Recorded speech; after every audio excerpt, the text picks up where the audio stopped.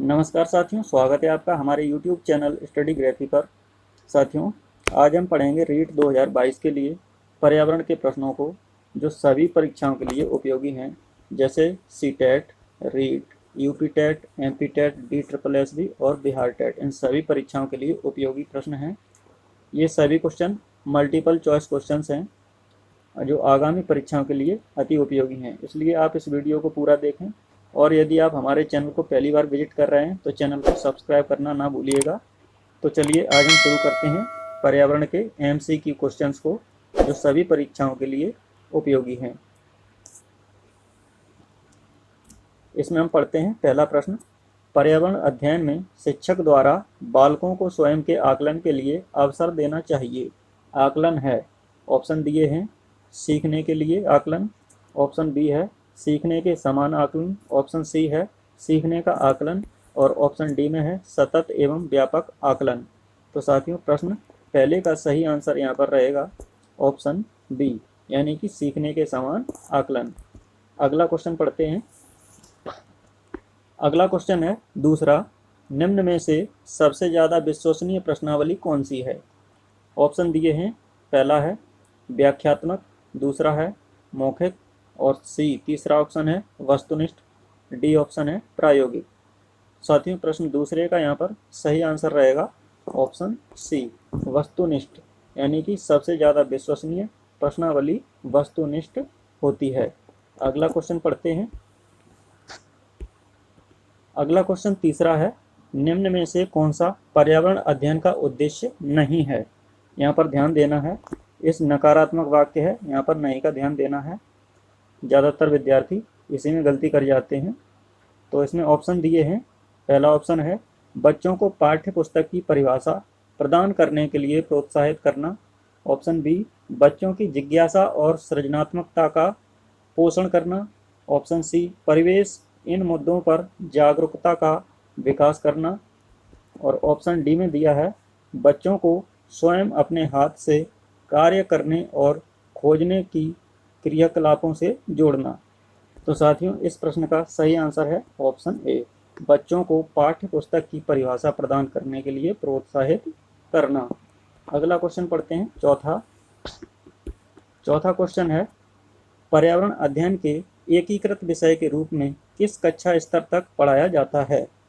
स्पष्ट रूप से यहाँ पूछा गया है कि पर्यावरण जो हम विद्यार्थियों को स्कूली शिक्षा लेवल पर पर्यावरण का एकीकृत विषय के रूप में हम पढ़ाते हैं, वो किस कक्षा स्तर तक पढ़ाया जाता है, ये पूछा गया है इस प्रश्न में।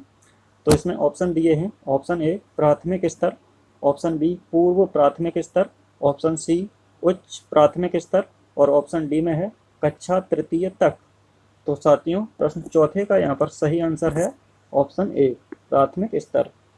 प्राथमिक स्तर तक पर्यावरण को अध्ययन को एकीकृत विषय के रूप में पढ़ाया जाता है। अगला क्वेश्चन पांचवा, BALA यानी बाला का पूर्ण रूप क्या है? Option A braille aided learning assessment, option B brain aided learning assessment, option C braille age learning aid, option D building age learning aid. तो साथियों, प्रश्न पांचवें का यहाँ पर सही आंसर है option C, braille age learning aid, जो बाला का पूर्ण रूप है। अगला क्वेश्चन पढ़ते हैं। अगला छठवां प्रश्न है, निम्न में से पर्यावरण अध्ययन विषय को पढ़ाने की विधि नहीं है। यह भी नकारात्मक क्वेश्चन है, इसमें पढ़ाने की विधि नहीं है ये बताना है। ऑप्शन दिए हैं, सहयोगात्मक अधिगम, ऑप्शन बी व्याख्यात्मक द्वारा स्पष्ट, ऑप्शन सी निर्देशित खोज विधि, ऑप्शन डी प्रदर्शन विधि। साथियों, प्रश्न छठवें का यहाँ पर सही आंसर रहेगा ऑप्शन बी, व्याख्यात द्वारा स्पष्ट। अगला क्वेश्चन सातवां, निम्न में से मृदुल उपागम नहीं है। Option A graph, option B globe, option C OHP, option D black board. तो साथियों, प्रश्न सातवें का यहाँ पर सही आंसर है ऑप्शन सी, यानी कि OHP। अगला क्वेश्चन आठवां प्रश्न है, प्राथमिक स्तर पर पर्यावरण शिक्षण उद्देश्यों के अंतर्गत बालक को में कौन से गुण विकसित होते हैं? ऑप्शन ए अंतर करना, ऑप्शन बी जिज्ञासा एवं सृजनात्मकता, ऑप्शन सी याददाश्त शक्ति बढ़ाना, ऑप्शन डी उपर्युक्त में से कोई नहीं।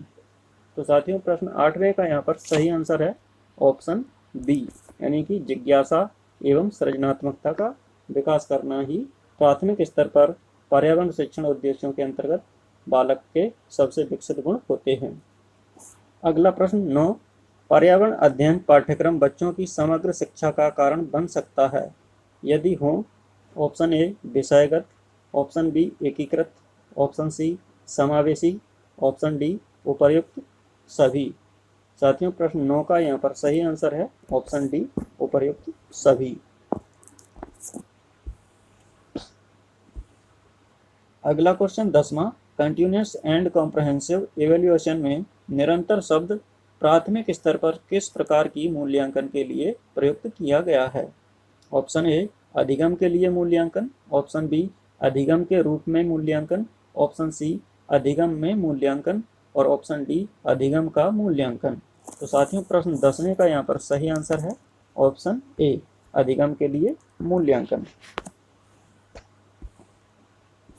अगला प्रश्न 11वां, TLM का पूरा नाम क्या है? यहाँ पर TLM का फुल फॉर्म बताना है। Option A teaching learning method, option B teaching light material, option C teaching learning material, option D teaching learning movement. तो साथियों प्रश्न 11वें का यहाँ पर सही आंसर है option C teaching learning material, यानी कि TLM का पूर्ण रूप है। अगला क्वेश्चन पढ़ते हैं। अगला क्वेश्चन है 12वां, एक नवयुग नियुक्त पर्यावरण अध्ययन के शिक्षक के रूप में आपकी सबसे पहली प्राथमिकता होगी। ऑप्शन ए कक्षा में धीमी गति से सीखने वाले विद्यार्थियों की पहचान, ऑप्शन बी विद्यार्थियों के लिए पाठ अनुसार विस्तृत नोट्स तैयार करना, ऑप्शन सी विद्यार्थियों का सामाजिक सांस्कृतिक प्रोफाइल विवरण तैयार करना और ऑप्शन डी में है पहले से ही पाठ योजना तैयार करना। तो साथियों इस प्रश्न का यानी कि 12वें प्रश्न का सही आंसर है ऑप्शन सी विद्यार्थियों का सामाजिक सांस्कृतिक प्रोफाइल विवरण तैयार करना। अगला प्रश्न 13, पर्यावरण अध्ययन की एक शिक्षिका निम्नलिखित कारणों से अपनी कक्षा का प्रारंभ कुछ मुख्य प्रश्न पूछते हुए करती है। सबसे कम प्राथमिकता वाला कारण कौन सा है, उसे चुनिए। ऑप्शन ए विद्यार्थियों का चिंतन सीमित किया जा सकता है, ऑप्शन बी विद्यार्थियों का चिंतन उद्दीप्त किया जा सकता है, ऑप्शन सी प्रश्न विद्यार्थियों में उत्सुकता जगाते हैं, में दिया है प्रश्न प्रकरण को संदर्भ परक बनाने में सहायता देते हैं। तो साथियों प्रश्न 13वें का यहाँ सही आंसर है ऑप्शन ए विद्यार्थियों का चिंतन सीमित किया जा सकता है। अगला प्रश्न पढ़ते हैं। अगला प्रश्न 14वां, शिक्षण सहायक सामग्री के रूप में उपयोग किए जाने वाले OHP का पूरा नाम है। यहाँ पर OHP का पूरा नाम बताना है। Option A upper hand projector, option B overhead projector, option C author head projector, option D overhead projector. तो साथियों प्रश्न 14 का यहाँ पर सही आंसर है ओवरहेड प्रोजेक्टर OHP। अगला प्रश्न 15वां, शिक्षण होता है।